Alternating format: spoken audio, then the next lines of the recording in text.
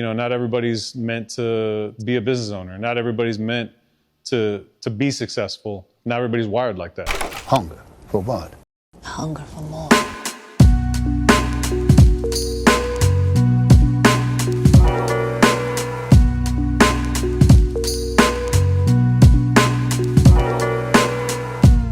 What's going on, everyone? It's Ricky Ortiz from the Hunger for More podcast. Just want to take a moment to thank all of you for watching The Hunger for More. Commenting, liking, sharing, all that stuff. I really appreciate it. I have several more episodes in the vault right now. If you have any questions, you want to be a part of the show, if you have ideas, if you just got questions that you want me to discuss and topics, just shoot them to me in a DM on either page, on my personal or on the Hunger for More podcast page. We'll include that in the show. So we're at my new concept, Perfect Tender, formerly known as Cantina Bar and Grill. I forgot what it was. Kind of a little staple in the UTSA area. It was once a college dive bar, hangout / weird nightclub that did bottle service, but also had a lot of shootings and fucking stabbings and shit in the parking lot. But anyway, it's a cool spot. High traffic, tons of traffic. Babcock and UTSA, if you're familiar with the area in San Antonio, it's where all the college students live. There's a lot of subdivisions in the area. I don't know how many different apartment complexes and new apartments that are being built. And the opportunity had came about sometime around this time last year. Almost going on a full year. Actually, I think in a few days, it'll be 1 year that I've been here. I've been paying rent. Shit is stressful, but that's business. I got into the space and got in a little bit over my head because, I thought I was big shit. With El Camino and Besame seeing so much success, I was like, fuck it, I'm gonna go for two. So I did Ike Chula, where I brought on a partner for that, and it opened up way longer after than what expected. I mean, we expected to open Ike Chula in September, and we ended up opening up in December. Perfect Tender, I expected to be open in June, August of last year. It's been difficult. It's so expensive to do a restaurant, from equipment to the utilities alone, electric alone, plumbing by itself. I mean, we're talking tens of thousands of dollars each one. That's not including the cost of building a bar, doing this corrugated metal. And when I learned my lesson, it was like, whatever you think you're gonna need, 3x that, and that's probably what you'll need to open the doors. What was the immediate first thing you encountered that went against what you thought it was gonna take to build this and get it up and running? When you start a remodel and stuff, and you're like me, to where you don't really have, I'm not a GC. I'd say the majority of the shit that I've learned and gone through has been through YouTube. I got a couple good guys on my team that also have good experience with working with the city. My guy Aldo, who's been a key component of me expanding my businesses with, and when it comes to the permitting aspect of it, and even the design, what I'm saying? I pick his brain a lot. He's been a huge help. And my guys that are on my team, Robert, Cam, what I'm saying? The ones that have been working with me for a while. I mean, they literally helped make this thing happen. I brought on a contractor for this, and he did a lot of the work too here. He did a big chunk of the work, man. But I think I learned pretty quick the hidden cost of what you're gonna run into. It's the stuff behind the walls or the stuff underground is that will come back and bite you in the ass if you're not ready for it. How would you say like this has affected your other businesses in the sense of like spreading yourself, your finances, all that? How has it affected you? So I think with men especially with men that start finding success, you get a little big-headed at some point. I mean, I'm not gonna lie. I mean, I believe myself to be somewhat of a humble person. I'll never not admit that I've gotten help or have reached out for help, because I didn't do this on my own. I did it with my team, and I did this with my family, and I did it, like I'm doing a lot of the hard work. I am kind of the brains behind it, right? Because I mean, this wouldn't happen if it wasn't for me. But at the same time, it's like I know who to lean on, and that I have a good support system.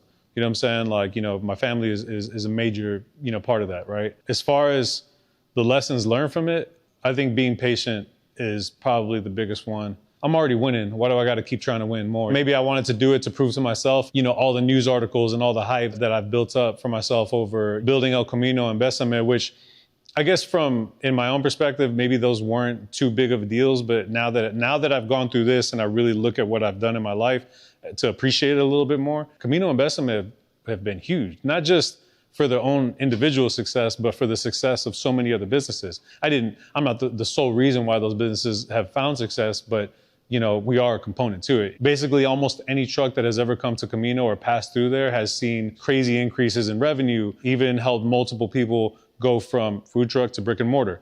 I mean, we've seen that several times, right? But again, those people did that hard work. Those business owners did the sacrificing and did what they had to do to take it to the next level. And I think number one lesson learned for this was definitely just be happy with what you got. I don't got no regrets or nothing like that, but if in a make-believe world I can go back, I wouldn't do this. I'm excited to do it. I think it's gonna be very successful, and I think Perfect Tender is gonna be a really fun brand and just something that I wanted to do as a fun, cool thing to do.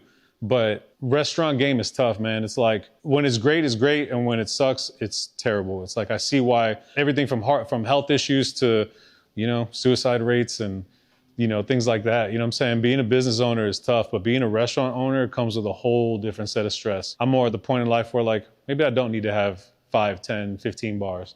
You know what I'm saying? Like for what? What's the motivating factor behind being successful but then wanting more? What would you say is like the main driving factor? Money is a factor, but I think that is not really all that, because being appreciative for what I have, CAMINO investment by themselves are great. I didn't need to do any more businesses, right? Like for what? Money was not the reason why. I think it would have to probably do more with legacy and a little bit of ego, stroke my own ego. I feel like you got to have a little bit of that to be an entrepreneur, because if I was to put myself down all the time and be like, no, I can't do that, then I wouldn't even do it, right? If I was just a regular average person that didn't really believe in myself, then, maybe I wouldn't be where I'm at today. So, but I try to have a good balance between being humble, but at the same time, like, show people that I got that dog in me.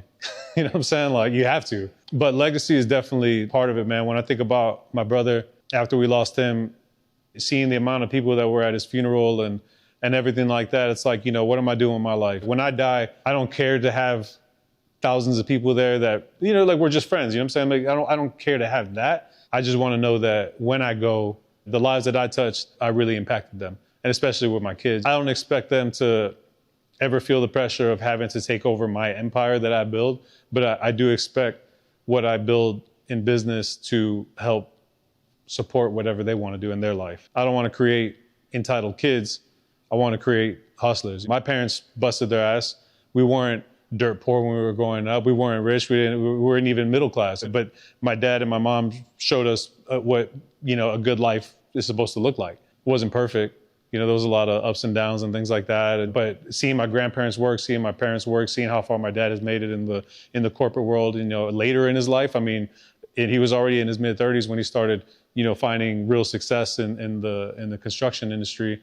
Or property management, real estate and stuff like that. You know what I'm saying? I'm in my mid-30s, right? So it's like, where I'm at right now is where he was, 20-something years ago, and, where he started really to take off in his life. And now I'm in that point in my life and I'm starting to take off too. So, I think it's just, that's what I want to create, man, is legacy. I want my kids I want it to like be burned in their fucking memory that like in their brains forever, that they don't need to be dependent on what someone else gives them, that they can go out and get it. You know what I'm saying? And if they have a support system to bring that to life, then that's all I want to provide. So like your kids, right? And you're talking about your pops with you. Do you think that like hustlers are made or born? I think hustlers are made, for sure. Nobody's born a hustler. Like in that sense, then it was made, because if I was just born and my dad wasn't in the picture, then I wouldn't have been who I am today, right? If I didn't grow up with those influences around me, and seeing my grandparents, both of them bust their ass to build their lives for them and their kids, and then my dad bust his ass to get to where he's at today. Yeah, I think hustlers are definitely made. And I don't even think that you really have to go through like really hard times to be a hustler. There's people that were born into wealth that are hustlers. You know what I'm saying? They might have had a little bit of a head start, you know what I mean? But you could still be a hustler. It's just that thing that you got, man. It's something that either you got it or you don't. It does take a influence for it to come about, right? I think there's just so many variables, man, and so many different scenarios that you can't really, it's just too broad of an assumption to say like, oh, well, because they had money and because they gave that kid all the tools that kid's automatically be successful. It could be a 50-50. They're either going to be a bum-ass fucking entitled brat or they're going to be a hustler. Like, you know what I'm saying? Like, not to get into politics, but Trump's dad had money. You know what I'm saying? Elon Musk's dad had money. Why are they at where they at, right? Because if they were entitled rich kids, then they wouldn't be where they are, right? They had to have some sort of hustle to that, right? But then you have exact same examples where somebody was born into money and didn't do shit with it. You know what I'm saying? Like, their kids get it passed down or whatever and they don't got nothing. People think that like you got to go through all these hardships to be on top. It's like, nah, go to the hood. Go look at all the junkies having kids and all the poor people having kids. There's millions of them, right? How come every single one of those people that coming from the gutter, like, why aren't they all successful? Because they had the perfect, storm of going through some hard shit to motivate them. I think along with having the influence of somebody like teaching you how to like grind and how to make money and all that stuff and be a hustler, I do think you have to have it in you. It's like you got to be wired a certain way. To be successful, to be a hustler, you got to be a bit of a leader, a self-starter. You have to nurture that. You could take a hustler and put him in a shitty environment. They'll probably still be a hustler, but in the wrong way, right? In a more dangerous way, you know what I'm saying? Or you could take them and put them and surround them by lawyers or doctors or, real estate investors or whatever, and that'll nurture that part of them, and they'll grow up and be that. Who your parents bring you up around is definitely going to play a factor into what you become. Because there's some fake hustlers too, right? Oh, yeah. Right, they're out there, they're like, yo, man, whether they're on socials or whether they're in person, like there's people who... Man, I be fucking peeping, man. I be like, not to talk no shit, but there's a bunch of them in San Antonio. There's a bunch of them all over the world, man. The internet is fake. It's all a highlight reel.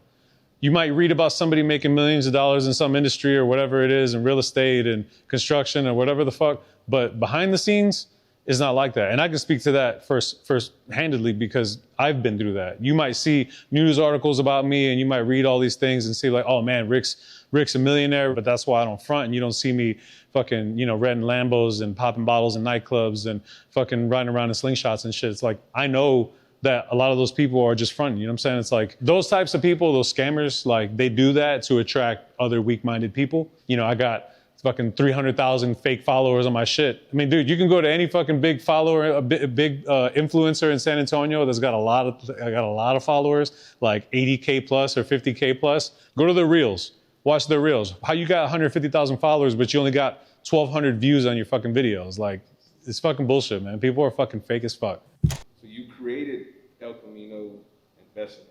They provide this platform, if you will, for these food trucks. Have you dealt with people who come in, it's too big, it's too much of a big lead for you? Absolutely. And there's nothing wrong with that. I'm not going to say this to talk down on nobody, man. You don't need to work with me to go out and get it. I know that El Camino and Besame are like the hubs in the downtown area, more densely populated areas of town. You go further north, there's food truck parks, but they're a little bit slower because they're around more residential neighborhoods and more families and stuff like that. But being smack in the middle of downtown, we're surrounded by, 1 million plus people, all within just a few miles.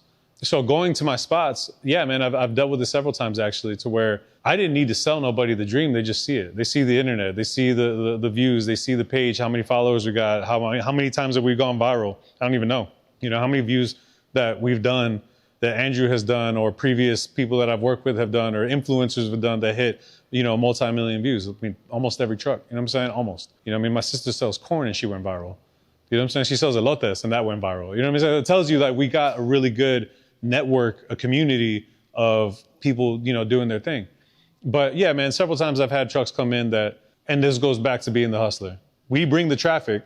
Can't say that people don't go to Besame or go to El Camino. With the exception of bad weather, we're busy. Everything else, there's no excuse. I think the two things that I see where most fail if they ever come to my spots, man, is the inability to handle their own marketing, to market themselves and only rely on what foot traffic gives you. And we see that today. Basically, they're making money only because they're at the space, and that's it. Growing a business is super stressful.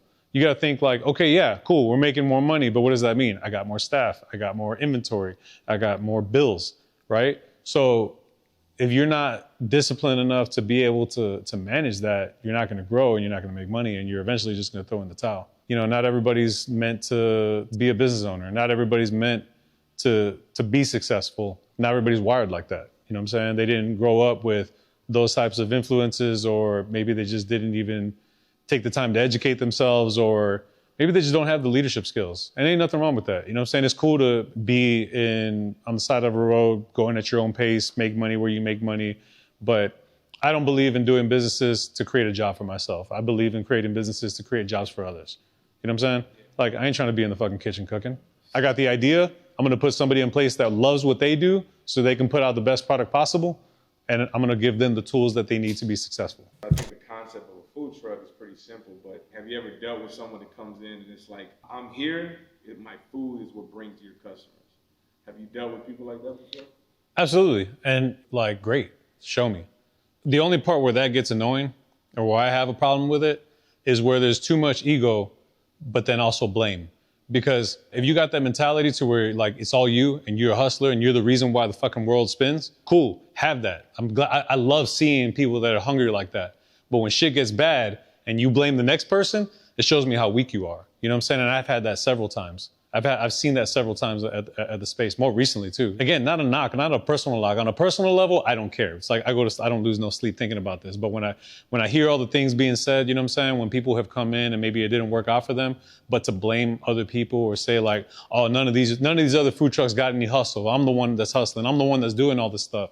But shit was slow last week, so it's Ricky's fault. It's Bessame's fault. It's El Camino's fault. It's none of these trucks got any hustle, and that's why we're not making any money here. I should go back to wherever I came from because I was making money over there. To me, that's the ultimate sign of weakness because you got that dog in you, but it's a chihuahua. You rely too much on what the world gives you and not what you're bringing to the table. Because if you really were a hustler, you would know that, hey, all this shit is happening right now and all the money that we're making right now is because of me, not because of anybody else. That ego, I like seeing that hustle. To me, it completely invalidates any of it if you're gonna blame someone else for your failure to succeed.